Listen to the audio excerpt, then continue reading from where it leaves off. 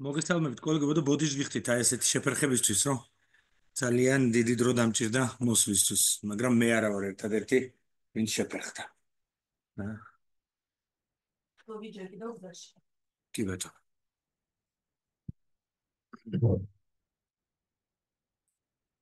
ესე იგი, ჩვენი ასე ვთქვათ, გეგმა რა არის, რომ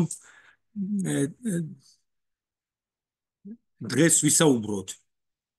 ვერაფრით ვერ გადავახტებით ამ სტატიას, რომელიც არის ესეთი მონუმენტალური სტატია, ფროიდის ნაშრომი, Un enfant est battu მიმღეობაში ნაცემი ბავშვი, გალახული ბავშვი.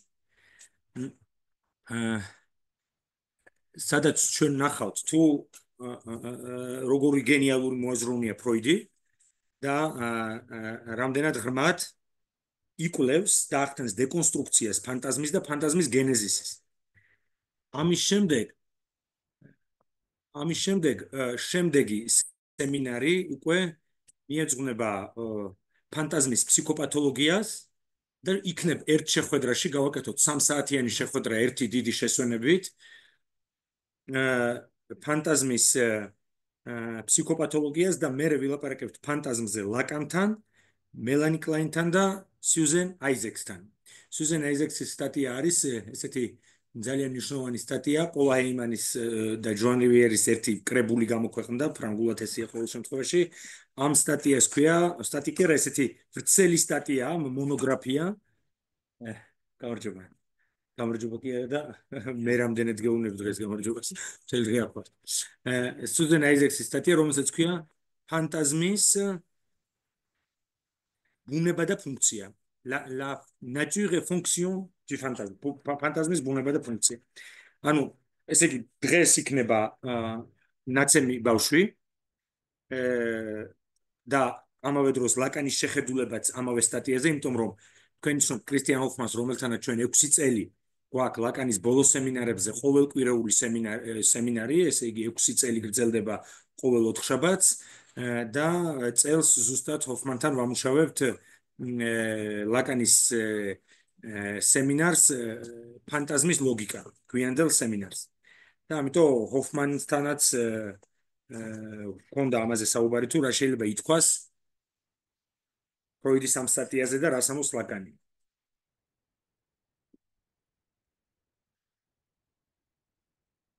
ნელ-ნელა მიყვეთ პირველ რიგში ფროიდი ამბობს რომ ცხადია ის არ მუშაობდა ბავშვებთან და ამბობს რომ მან აღმოაჩინა ქალებთანაც და კაცებთანაც ის განაწილებასაც გვთავაზობს ერთგვარს როგორც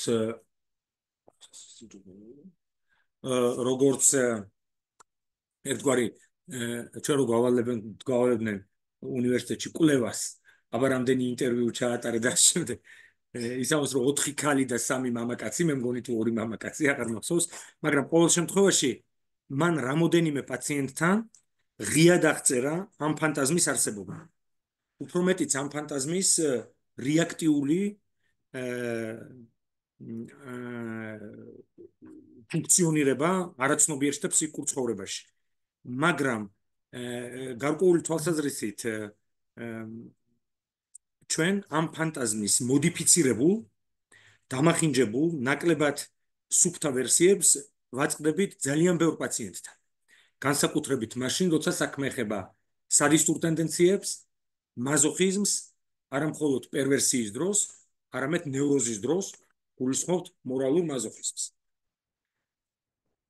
ამავე დროს ჩვენ ამ ფანტაზმს ვაწყდებით ყველგან, სადაც ხედავთ ფემინურ, პასიურ ფემინურ მაზოხისტურ პოზიციას, მამაკაცთან თუ ქალთან. ჩვენ ვთქვით რომ არაცნობიერში არსებობს ქალი და კაცი.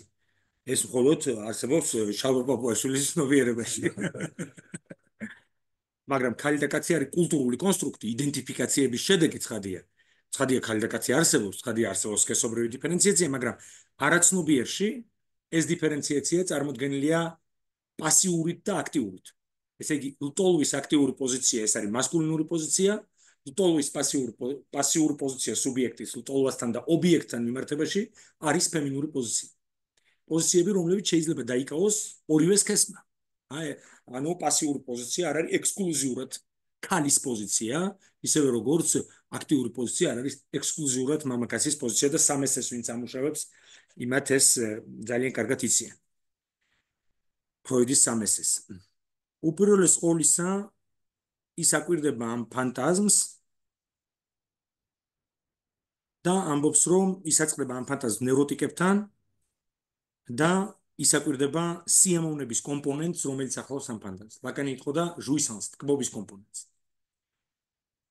ამავე დროს ამ ფანტაზმს თან ახლავს ონანისტური აქტი. ის ამ შემთხვევაში ხმარობს სიტყვას არა მასტურბაცია, არამედ ონანიზმი. ნებით, ვოლონტიერ, წერია ტექსტში, ან შინაგანი იძულების ძალით. ანუ საქმე ეხება ობსესიურ ფორმებს, როცა ონანისტური აქტი იძენს აკვიატებულ, ასე ვთქვათ, ფორმას. ამავე დროს და განსხვავებით სწორედ პერვერსიისაგან, თან ახლავს ამ ფანტაზმს. ანუ ეს ფანტაზმი, ასე ვთქვათ, როგორც ახლა ამბობენ, აგენერირებს ბრალისა და სირცხვილის გრძნობას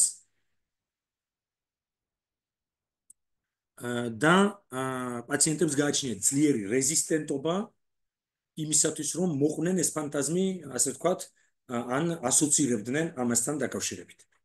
ანუ გარკვეული თვალსაზრისით ეს არის ფანტაზმი, რომელზეც განდევნა განსაკუთრებით მუშაობს.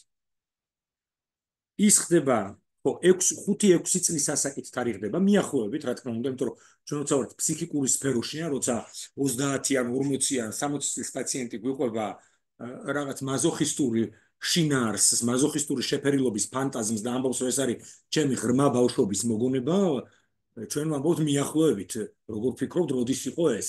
და შეიძლება პაციენტმა თქვას, ნამდვილად მახსოვს, რომ ბაღში დავდიოდი. ნუ ვიცით, რომ ესე იგი 5 წლამდე, მაგრამ ძალიან ხშირად ძნელია დაათარიღო ანალიზში ესა თუ ის მოვლენა, ხანდახან ფსიქიკურ ცხოვრებას ახასიათებს გადაწიოს დრო.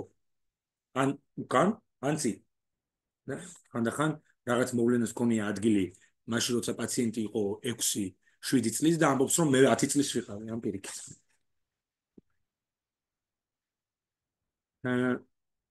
ეს არის ეროტიული დაკმაყოფილების წყარო, ანუ ეს ფანტაზმი ლიბიდინალურად ინვესტირებულია და არ არის დაკავშირებული ცემის ფიზიკურ ძალადობის რეალურ გამოცდილებასთან, სკოლასა თუ სახლში, ამბობს რომ. ესე იგი, ეს ფანტაზმი არ ეფუძნება რეალურ მატრანვირებელ გამოცდილებას, ანუ ეს არ არის გარკვეული ტრავმატოგენული მოვლენის მუდმივი და აკვიატებული რეპროდუქცია ფსიქიკურ ცხოვრებაში.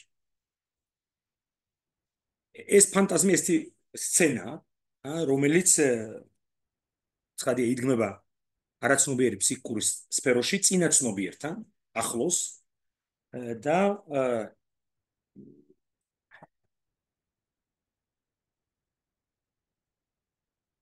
გულისხმობს ბავშვის ცემის აქტს.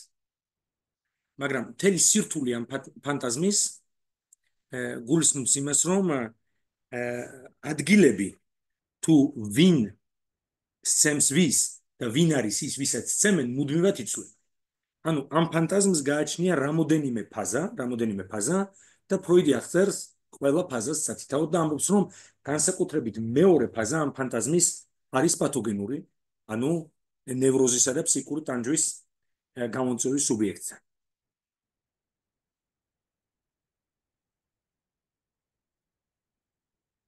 ანუ ვინ არის ნაცემი ბავშვი ამ ფანტაზმში? სხვა ბავშვი თუ თავად ფანტაზმის ავტორი? პირველი კითხვა ამ ფანტაზმის ანალიზი იწყება ამ კითხვით. სულ ერთი და იგივე ბავშვია თუ იცვლება ბავშვი ფანტაზმში? ეს ერთი. მეორე, ვინ არის ის, ვინც სცემს? სრდასრული ამ კითხვებს პაციენტი ვერ პასუხობს. არ მახსოვს მხოლოდ ბავშვის სცემა. ის რაც კარგად ახსოვს სუბიექტს არის ბავშვის სქესი. ძირითად შემთხვევაში ეს არის ბიჭი.